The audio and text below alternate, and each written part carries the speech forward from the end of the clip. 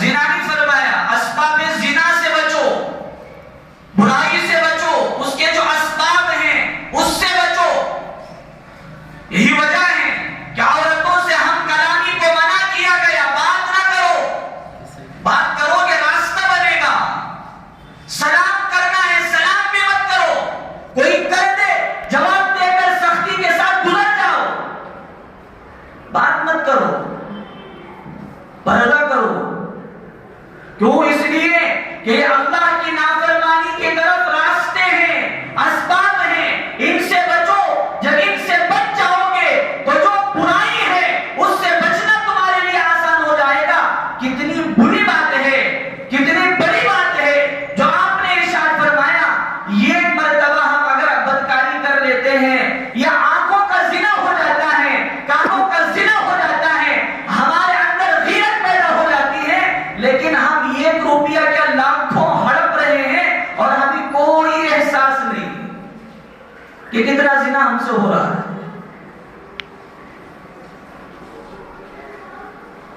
سوچنے سمجھنے کی بات ہے۔ آج تو بروکر ماشاءاللہ لگے ہوئے ہیں، مجھے معاف فرمایا اگر اس میں کوئی بروکر ہو، صاف بولتی 50,000 دیا دو، 15 لاکھ میں 50 لاکھ کا لون دلا دو۔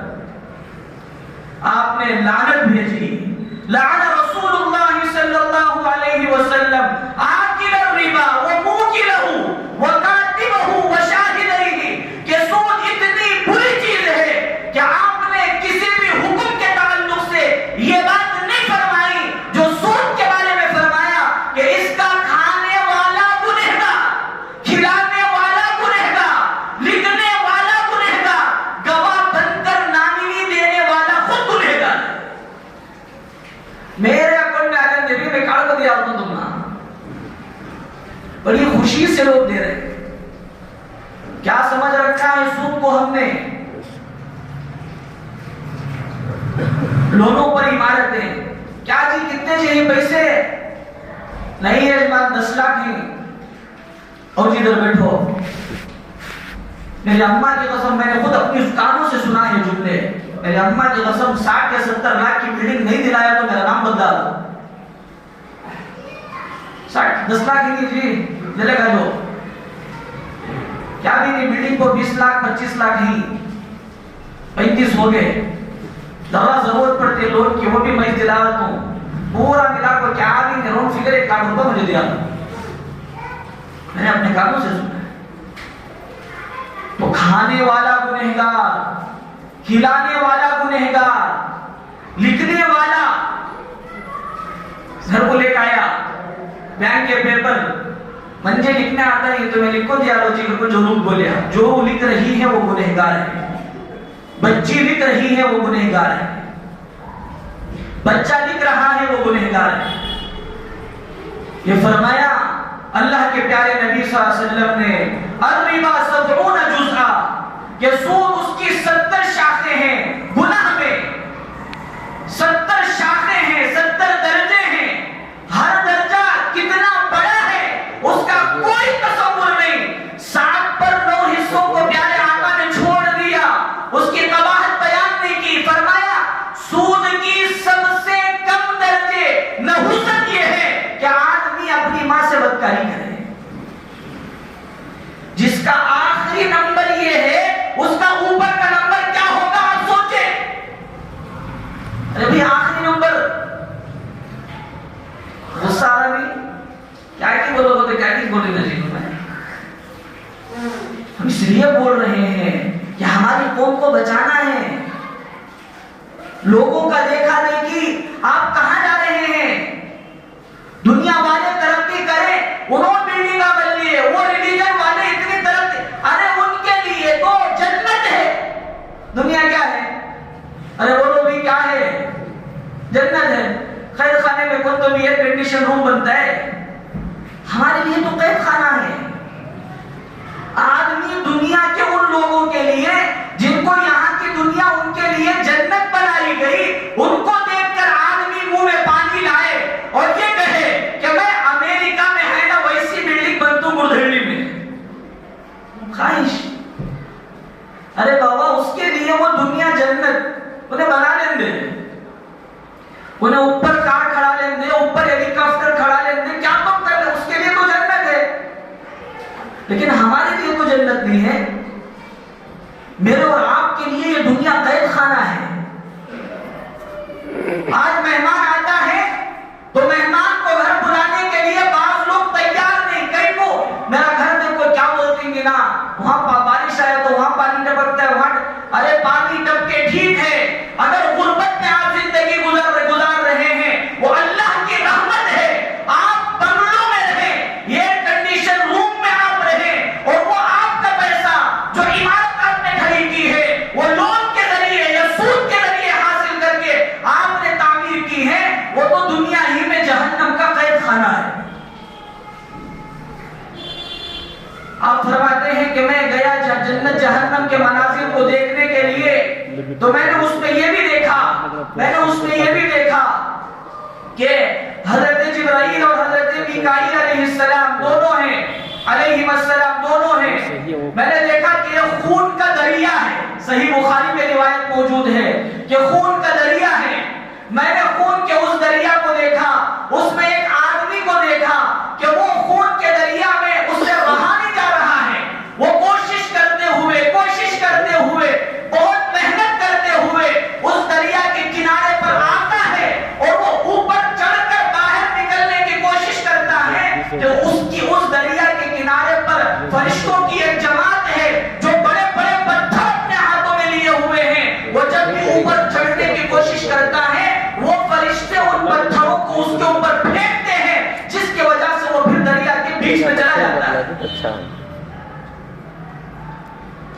اللہ کے نبی علیہ السلام نے دیکھا تو حضرت جبرائیل حضرت میکائیل جو آسمان میں دو وزیر ہیں، حدیث میں آپ نے فرمایا میرے دنیا کے دو وزیر حضرت عمر حضرت ابو بکر حضرت عمر، دخلا مع ابو بکر و عمر خرجت مع ابا بکر و عمر، کہ میں داخل ہوا ابو بکر عمر کے ساتھ، میں نکلا ابو بکر عمر کے ساتھ، حتی توفی و دفنا، یہاں تک کہ آپ کی وفات ہوئی، آپ اپنی قبر مبارک میں موجود ہیں تو وہاں بھی دو وزیر موجود ہیں، ایک طرف حضرت ابو بکر ہے حضرت عمر ہے۔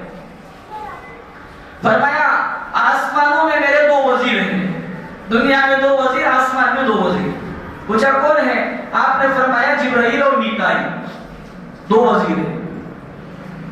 تو اللہ کے نبی علیہ السلام نے دونوں سے پوچھا کہ یہ کون بندہ ہے جو خون کے اس دریا سے تیرتا ہوا کنارے پر آنا چاہتا ہے، اوپر نکلنا چاہتا ہے، لیکن تم فرشتوں کی تمہاری ایک جماعت اسے پتھروں سے اس قدر مارتے ہو کہ وہ سمندر کے درمیانی حصے میں چلا جاتا ہے۔ تو حضرت جبرائیل اور حضرت میکائیل علیہ السلام نے فرمایا اے اللہ کے نبی، یہ دنیا میں زندگی گزارنے والا وہ بندہ ہے جو دنیا میں سود کھایا کرتا تھا، اللہ نے قیامت تک کے لیے اس پر اس عذاب کو مسلط کیا ہے،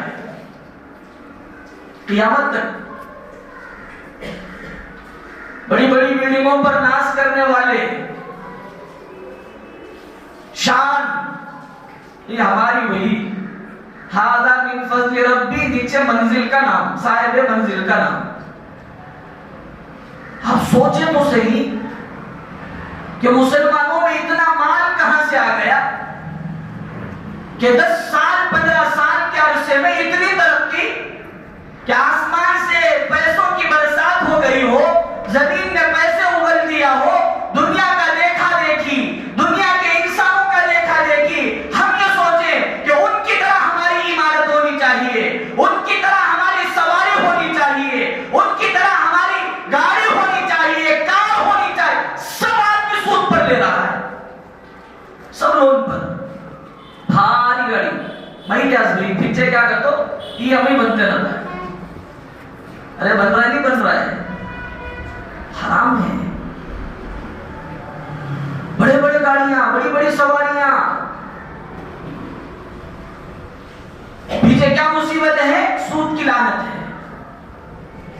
تھائی لینڈ کا واقعہ ہے، لکھا ہے کتابوں میں علماء نے کہ تھائی لینڈ میں ایک خاتون تھی، اس خاتون کے ہاں اس کا باپ آیا رہنے کے لیے.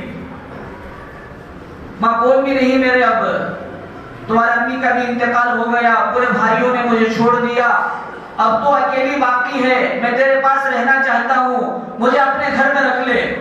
اس نے منع کر دیا، انکار کر دیا، میں ہرگز نہیں رکھوں.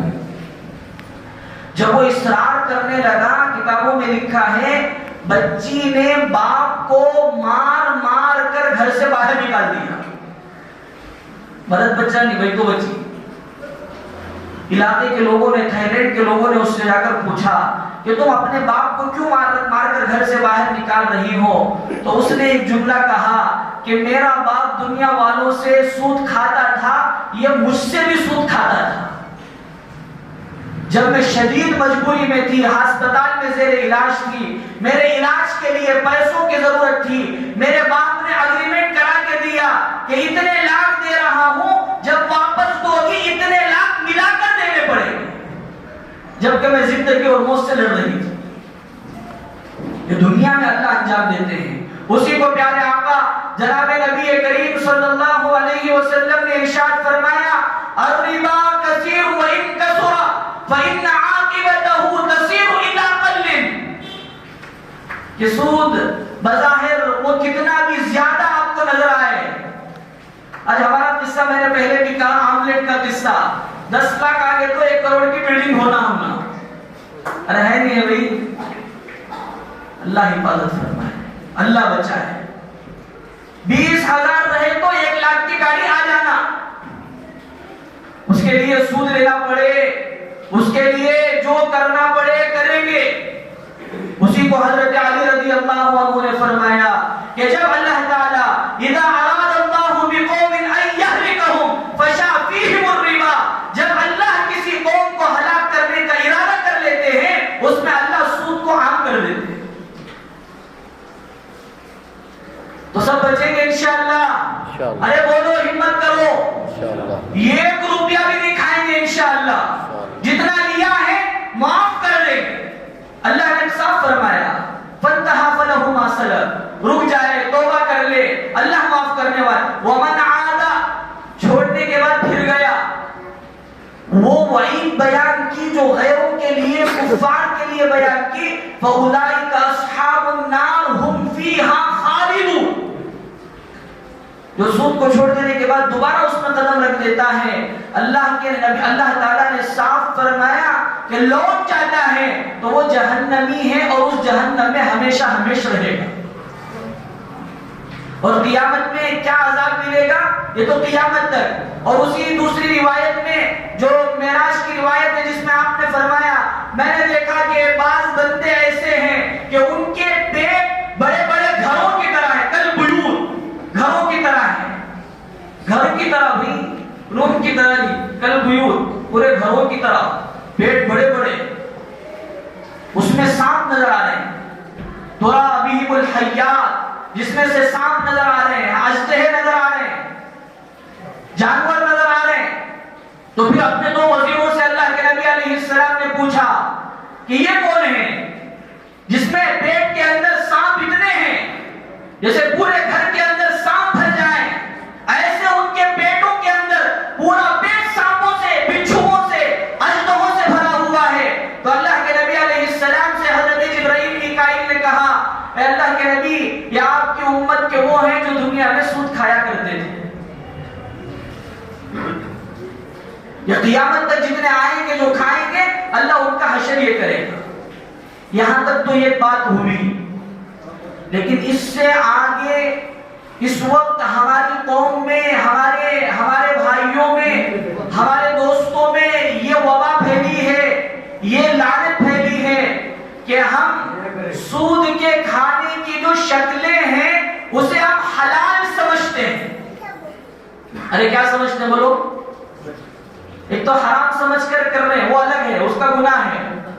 علماء نے لکھا ہے کہ اگر کوئی آدمی سود کا 1 روپیہ بھی اسے حلال سمجھ کر، میرے واسطے جائز بھی نو بول لیں دے، کتنا بولے تو ہم نے کیا، اللہ 2 کانا دیا ہے، ایک سننے کے واسطے ایک چھوڑنے کے واسطے. ان کا سن کو پورا چھوڑا دو، ہمارا کرنے کا ہمیں کریں گے. حلال بھی وہ کون سی بولے تم نہ حرام کر دو.